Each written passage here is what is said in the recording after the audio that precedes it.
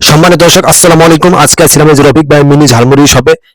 রফিক ভাই mini jhalmuri shop এবং নিজেই তিনি বানাইছেন। দেখেন ছোট্ট একটা এই যে জায়গার মতো করে স্টাইলটা বানাইছে তিনি। এখানে ঝালমুড়ি বিক্রি করেন মাত্র এইখানে। তাও দেখেন বাইরে ভাই লাইন আজকে মোটামুটি প্রায় 30 জনের পর একটা সিরিয়াল পেয়েছি। তারপরে ঝালমুড়িটা বানাইতেছে। এই যে দেখেন কাঁচামরিচ দিচ্ছে।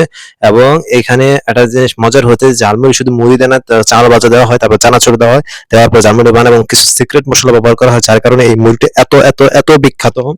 আপনারা যারা যারা খাইছেন তারা অবশ্যই বলতে পারবেন। এই যে দেখেন এটা জালমুড়ি যে মশলাটা থাকে, তারপরে যে দেখেন ডাল।